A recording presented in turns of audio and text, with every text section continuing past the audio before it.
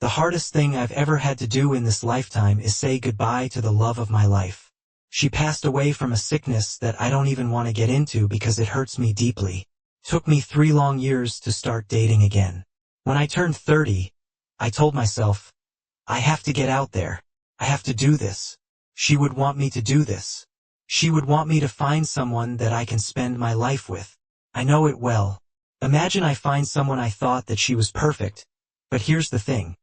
She doesn't want me to keep my ex-wife's ashes inside the house. I keep it on the mantle because it's all I have left of her. She's demanding that I remove them, and you know what? I said, no.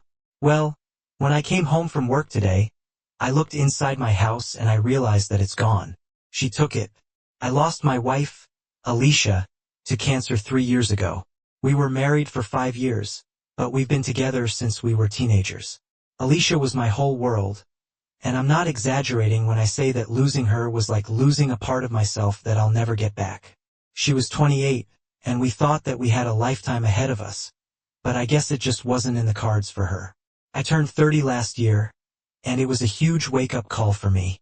I started dating again, which I'll get into more details about shortly. It wasn't something I decided to do on a whim. I don't think there's any way to explain to someone who has not been through it just how deep the pain of losing your life partner cuts. When she was diagnosed, I was hopeful. We were young, and I was naive enough to think that she'd beat it. As months wore on, the reality set in. I watched my vibrant, loving wife deteriorate more and more, and there was nothing that I could do to stop it. For the first year after she passed, I barely functioned. I didn't eat properly, I didn't sleep, and I spent most of my time alone, trying to make sense of a life without her. It was hard. I couldn't even bring myself to get rid of her things, let alone clean out her closet. Therapy helped slowly. It's not some magical cure like people on here like to believe when they prescribe it to everyone who posts on here. But I'll admit that it gave me the space to process things bit by bit. My friends and my family were incredible, but the truth is nobody can feel that kind of void after a couple of years. My friends and family started gently encouraging me to think about dating again. My sister, in particular, was persistent. She kept reminding me that Alicia would not have wanted me to live the rest of my life alone, which is cliché but not wrong. I knew she was right because Alicia and I talked about it when she got sick. I promised her that I would find happiness again, even if it was with someone else. At the time, I was just telling her what she wanted to hear. I never thought I'd actually be able to do it. Even the thought of being with someone else just felt wrong. I carried that guilt with me for a long time, even though I knew Alicia would want me to move forward. It didn't matter how many people told me it's okay to move on. I felt like I was betraying her memory every time I even thought about a woman. Then I turned 30, and that was the 3rd birthday I celebrated without my love. I started thinking maybe it would be okay to let someone else in, not to replace her, of course, but maybe to help fill the emptiness.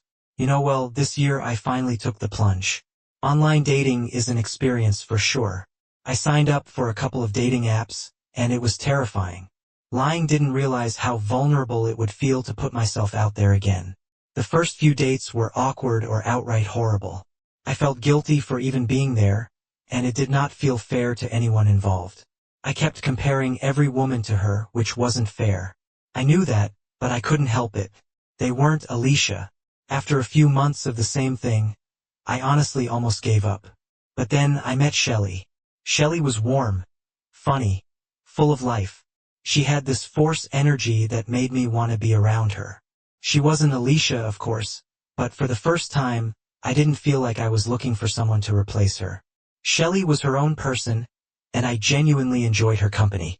She didn't remind me of Alicia in any way, and I think that was exactly what I needed.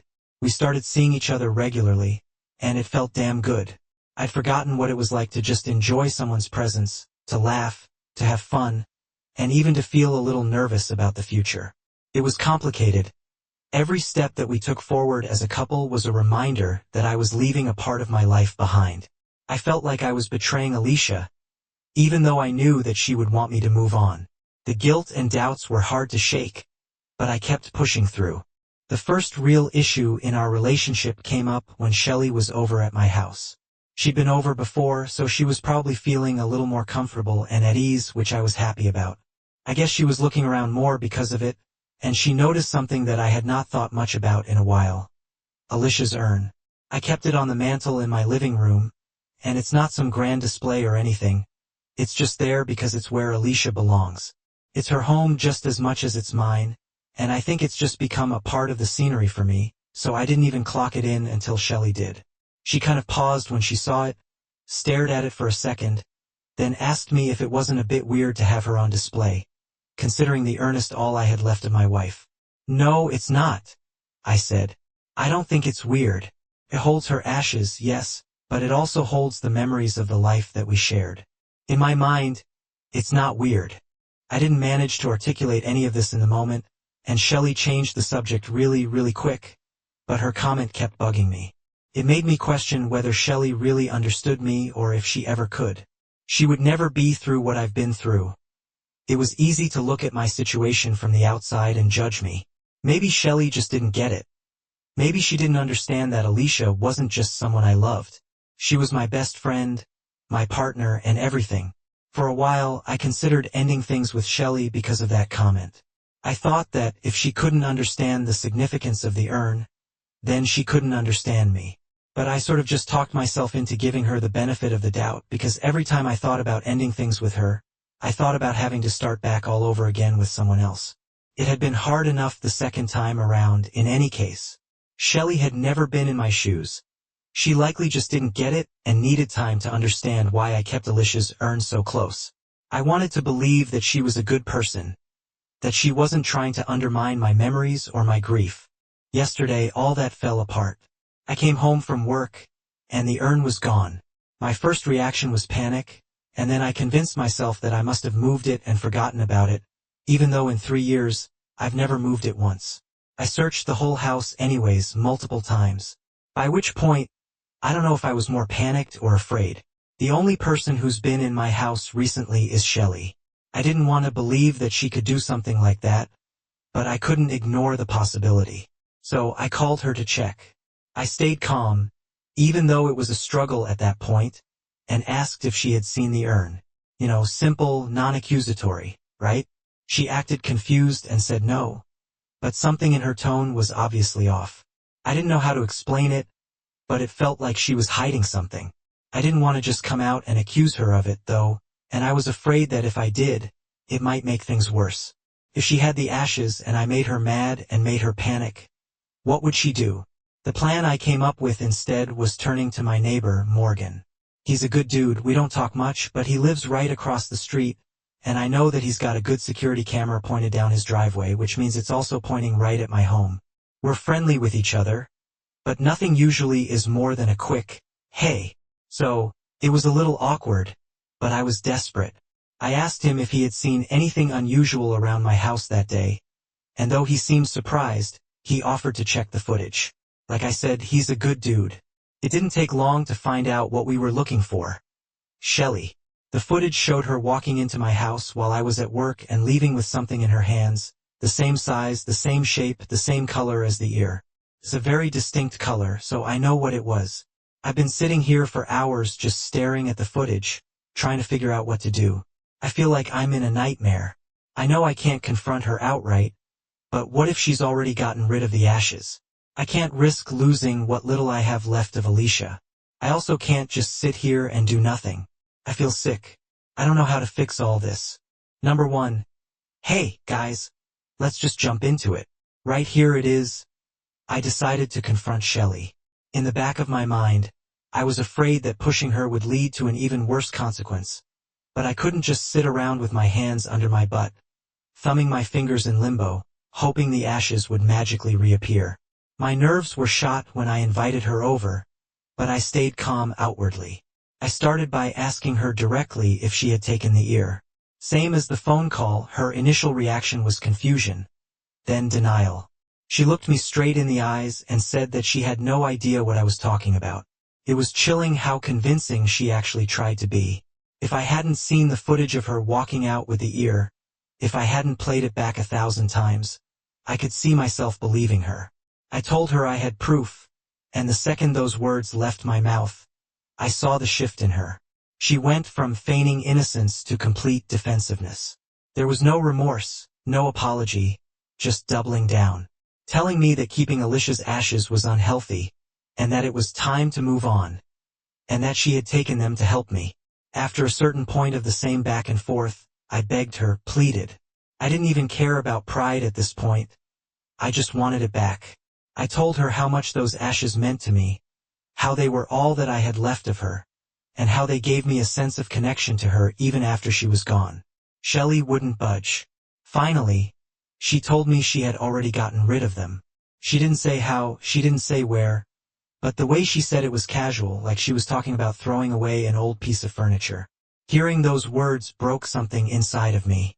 I felt a wave of grief so intense it was hard to breathe. It was like losing Alicia all over again. Only this time it was intentional. Somebody had taken her from me. Not her illness, not some cruel twist of fate, but a person I had chosen to trust. I told Shelley we were done the second it clicked in my head that I would not be getting the ashes back. I couldn't even look at her by that point, and I took my house keys back, which I only later realized I never actually gave her. She must have taken my spare set and at some point done it without telling me. I've already changed the locks. It was one of the first things I did this week. But the damage was done. The ashes are gone, and no amount of lock changing can fix that. The past few days have been unbearable. I've been stuck in the fog of grief and anger and regret, and I keep replaying the confrontation over and over in my head, trying to figure out if there was something I could have said or done differently. Maybe if I'd approached her in a different way, she would have felt bad and given them back. Maybe if I'd noticed the red flag sooner, this never would have happened. I should have seen the signs earlier. The comment she made about the ear being weird was the first big red flag. I ignored it because I wanted to believe that she could grow to understand. I wanted to believe that I could move forward with somebody new while still honoring the past. I just feel like I've lost Alicia all over again. The physical connection to her, the ear, her ashes. It's gone. And I don't know how to cope with that loss. I don't think I'll ever forgive myself for letting Shelley into my life. I should have protected Alicia's memory better. I should have protected myself. Update 1. JY hasn't left me alone since the breakup. I was hoping that once I made it clear that we were finally done, she would get the message and just move on. But that is not what happened. It's really starting to feel like I'm trapped in some kind of psychological horror movie. She's been calling and texting nonstop. The messages at the start were full of apologies, mainly her begging to take her back. She kept saying that she did what she did out of love, which we had not even said to each other yet, and she thought that she was helping me. It also alternated between saying that I was overreacting and did not appreciate her enough. I didn't respond to anything, which I thought would be a clear sign to stop texting. But her texts just got more erratic. What I've read through her are mostly just angry rants full of accusations about how horrible and unappreciative I am, to what I think are supposed to be guilt-tripping. One moment she's saying that she can't live without me, and the next she's blaming me for ruining her life. It all feels very manipulative and unlike the person I thought that I was dating. Evidently, ignoring her hasn't worked. If anything, it seems to be fueling her obsession. She started showing up at my house unannounced, and each time it gets worse. The other night was the most terrifying encounter yet. She came to my house quite late in the evening and started pounding at the door and yelling for me to let her in. She wasn't even knocking. She was slamming her fist at the door so hard that I thought she might break it down. I didn't open the door. I was terrified. I mean, yes, I'm a grown man, but it was scary. I honestly thought that she would try to force her way in. I called the police, but by the time they arrived, she was gone. My neighbor, Morgan, saw the whole thing and he's been really cool since then. He helped out with the security footage of the incident. At this point, I don't know what I would do without him. After that night, he's been keeping an eye on my house whenever he's home. So it's reassuring to know someone else is looking out for me. At least, the fact is, this has gone from being an incredibly painful situation to something that feels dangerous. I don't know what she's capable of, and that thought alone keeps me up at night. I've started documenting everything. Text messages, phone calls, the times that she's showing up uninvited. I've saved every message that she sent and written down every single thing that she's harassed me with. Morgan is helping me get some cameras of my own set up, and even with all the precautions I'm exhausted mentally, emotionally, physically. I'm just drained. This whole thing has been a never-ending nightmare. Basically, I barely sleep anymore. I'm just constantly on edge, wanting to see if she's gonna show up again. Every time my phone buzzes, my stomach drops because I know there's a good chance it's another message from her. I just want this to stop. I want to move on with my life, but it seems impossible with Shelley refusing to let go. I know I could not have predicted any of this, but I still think I sort of divided it by letting her into my life. I know this isn't my fault logically, but emotionally, it's another question. Shelley made her choice, and now I'm the one left to pick up the pieces. I just hope documenting everything will be enough if this escalates any further. I don't know. I'm done. I'm doing everything I can to protect myself. I don't know what she's going to do, and that's the worst part. Update number 3. A few days ago, Shelley reached a new low. She showed up at my workplace and caused a massive scene. I've tried to handle the situation as calmly as possible, but she's made it clear that she's not going to let me move on. Every step that I've taken to create distance, she found a way to break through, and it now feels like I'm constantly looking over my shoulder. I've been dreading something like this happening ever since the night she came to my house, to the point that I informed my boss and the HR department at work about the situation just in case. It was embarrassing having to explain a personal issue to my boss, but for what it's worth, they were very understanding. Thankfully, they took me seriously. Unfortunately, she actually showed up in the middle of the workday. From the second I saw her, I knew it was going to be bad. She was already shouting when she came inside, asking for me. I was in a meeting at the time, but my coworker rushed in to let me know what happened. I tried to stay composed, but hearing that she was causing a scene in front of my colleagues was humiliating. Security got to her pretty quickly, but of course, she did not go quietly. She kept yelling at the top of her lungs, calling me a coward and saying that I'd regret breaking up with her. She mentioned some stuff about making me pay. I don't know, it freaked me out. The whole office heard her, so I couldn't just pretend it didn't happen. No one said anything to me, but you know what it's like to walk through a room knowing everyone's talking about you. I could physically feel everyone staring. I'd been holding on to this small hope that Shelley would eventually give up and leave me alone if I just ignored her. Evidently, that's not happening anytime soon. She's now escalating and threatening me. She's crossed so many lines that I can't even keep track of anymore. At this point, I'm genuinely scared of what she might do next. I filed for a restraining order against her, which was an emotional process in itself. Sitting in a courtroom and recounting all the ways she's terrorized me is going to be exhausting and humiliating, but it's necessary. I also went to the police. I've handed over every piece of evidence I've collected. The texts, the calls, the security footage of her stealing things, and even the footage from my work. I never thought I'd be in a position where I had to compile a whole list on someone just to feel safe living my life. But here I am. I'm doing everything I possibly can to protect myself, but it's hard not to feel powerless. She has already shown that she's willing to cross boundaries that most people would not even consider. I've taken additional precautions since then. Morgan got my home security camera system set up, and I've adjusted my daily routines to match. I even asked Morgan to keep an extra close eye on my place, just in case. Update number 4, so this will hopefully be my final update. Like some of you predicted would happen, the police were sympathetic, but they made it clear they needed more concrete evidence to actually do anything. I know I gave them plenty, but I was also a grown man complaining about a woman. As exhausting as it was to hear, I still had to do something to protect myself and finally make her face the consequences for what she was doing. I came up with a plan, a kind of stupid, risky plan, but a plan. I couldn't think of any other way for Shelley to get caught red-handed doing something the police would actually care about. Morgan couldn't either, so the plan was a go. You ready for this? I posted on Instagram about leaving for a business trip, since I knew that she was using a burner account to watch me. I didn't actually have any plans to go anywhere. I travel for work all the time, so it's a good cover-up, and I had a bunch of good pictures to sell the story. I even put a picture of my packed suitcase next to my front door on my story. Basically, I was trying to bait Shelley into breaking into my own home. It seems counterintuitive, but the police would definitely consider it enough. Morgan and I coordinated everything. If she showed up, he would call the cops immediately, and his security cameras, along with my new hidden ones, would capture everything she does inside. So I left town in the morning, and guess who fell for the bait? Hook, line, and sinker? Baby, Morgan. He texted me the second my camera detected motion, and I watched everything from the live feed on my phone.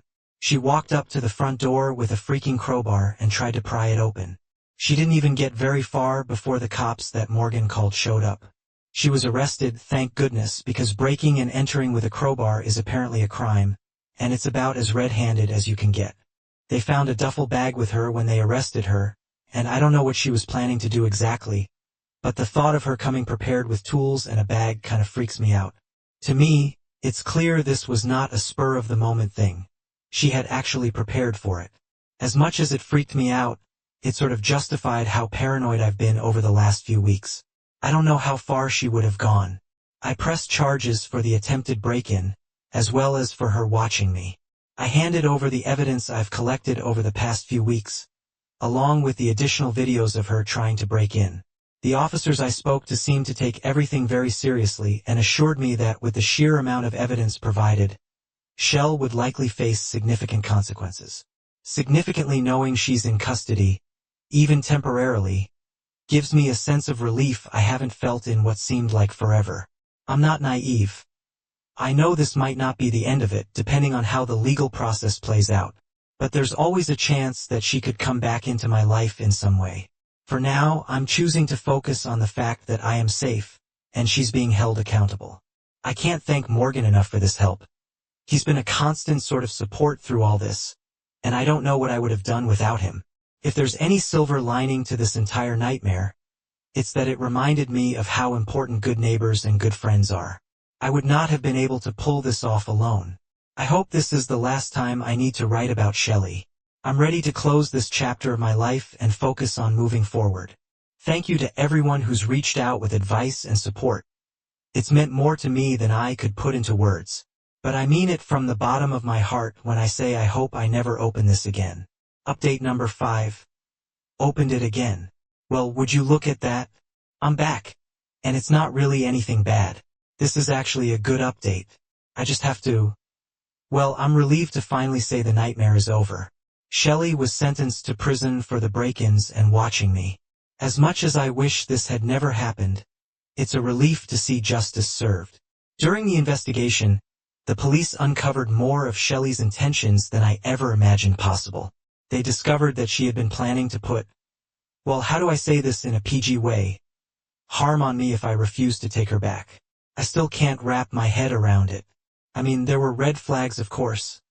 I should have noticed, but I never would have guessed that she was capable of this. She won't be in prison forever, and her sentence isn't as long as I had hoped, but I've already secured a restraining order for when she's released. The thought is a shadow in my mind, but for now, I'm keeping my sights set on anything else. Still, I'm heartbroken about Alicia's ashes. I've had time to sit with the loss, but it's a wound that won't heal. I'll never be able to replace them. I'll never forgive Shelley for taking that part of her away from me. Losing them felt like losing Alicia all over again, and it's a grief I can't put into words. Even after all this time has passed, I still feel it.